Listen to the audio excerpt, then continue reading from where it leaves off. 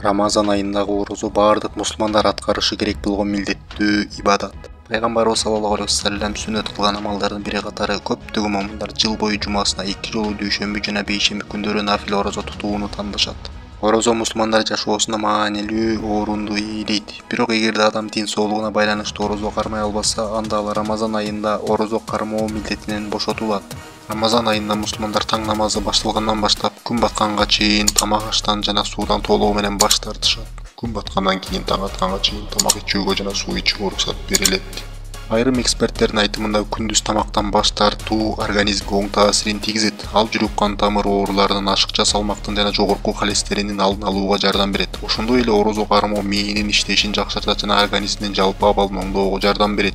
Тамактан баш тартуу денедеги зыяндуу заттарды жана токсиндерди чыгарууну жеңилдетет. Себеби ашказан ичеги системасы эс алып, тамак сиңирүү процесси убактылуу токтойт.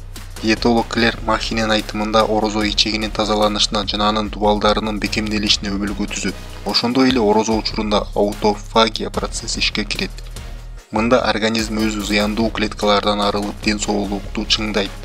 Импозор тамактануу режими ичегинин ден соолугу жана психикалык абалдын ортосундагы байланыштарды изилдеп келишет. Изилдөөлөр көрсөткөндөй, орозо мээнин өсүшү үчүн маанилүү болгон нейротрофикалык фактордун бөлүнүп чыгышын шарттайт.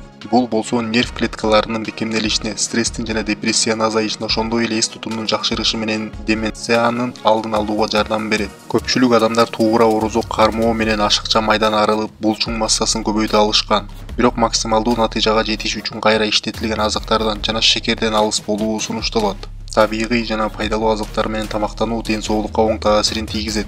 Изилдөөлөр көрсөткөндөй, Рамазан орозосун кармоо спортсмендердин канынын курамын жакшыртат. Холестериндин деңгээли, аз тыгыздыктагы липопротеиддер жана канттын деңгээли оң өзгөрүүлөргө дуушар болот. Айрыкча спорт менен машыгып жүргөн студенттер арасында Рамазан орозосунун организмге болгон таасири изилденгенде, алардын физикалык көрсөткүчтөрү жакшырышы байкалган. Бирок Рамазан айында жоголгон салмак кыска убакытта кайра калыбына келет. Себеби көп адамдар орозо бүткөндөн кийин ашыкча тамак жеп, ден соолугуна зыян келтирген азыктарга кайтып кетишет. Бул болсо орозо маалында жетишкен ден соолукка байланыштуу ийгиликтердин жоголушуна алып келет. Рамазан жөн гана диета же салмак жоготуу мезгили эмес. Ал билим алуу, руханий жактан жетилүү жана Аллахка субхана тағалага жакындашуу үчүн эң жакшы мүмкүнчүлүк. Бул айда адам өзүн тарбиялап, туура тамактануу жана жакшы адаттардан өктүрүү жана жаман адаттардан арылуу мүмкүнчүлүгүнө ээ. Иншалла ушул Рамазан ары берүүбүз үчүн пайдалуу болуп